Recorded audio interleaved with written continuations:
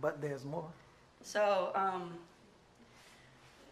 all of this weaves together, but I was invited to a church service, and I came, and it was the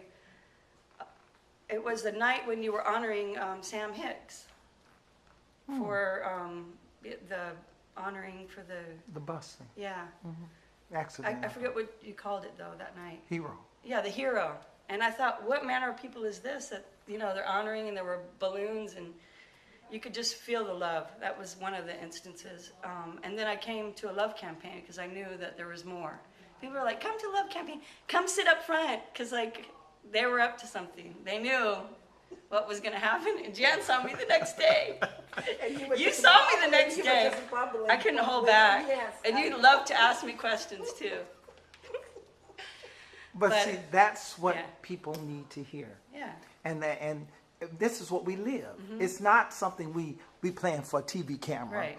That's why we can do it at any time. Well, that's why I can't sum it up Yeah, so quickly. To me, it's a big story. Yeah, and we do this all the time. This is Yeah. our life. This Yeah. is daily. Right. It's not something we plan for and say, well, I'll go to church. We are the church. Right. We are that Yeah. those called out people that have had this unique Yes. experience. Yes.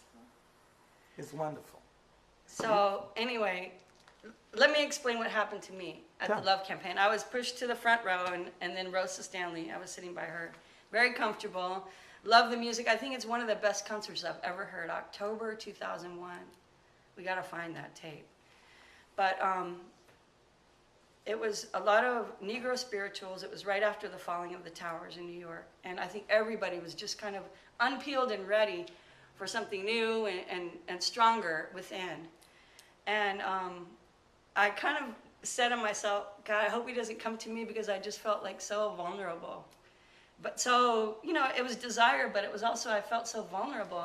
And I like a certain sense of being strong too, not, anyway. But, I was just taken over with the music. So Bishop Porter came and he sat next to me, and like a father put his arms on my shoulders, looked right in my eyes. Something happened. I felt like this, I have a better explanation of what it is now, but it was like this cutting around my heart. I literally felt like this cut around my heart, and then I felt this freedom afterwards. I knew that the Lord had answered my prayer, and that I wasn't going to be the same. That depression was lifted from me. I had, because I just was really, I was thinking about how to end my life, but I wasn't, I didn't have any plans to do it. See, I had salt waves. And I thought, I would never leave my kids, but why do I feel so sad? I just couldn't get out from under this depression. And I know now as a counselor, which is by the comfort I have received, because we started out in the same profession, I'm still helping people, and I love to do that. And it just means so much to me that the Lord has filled my life in such a way that I can pour into other people. And I'm not going to be depleted. That's right. Yeah. Because you're filled. Yeah. And it's constantly the feeling. That feeling, F-I-L-L-I-N-G.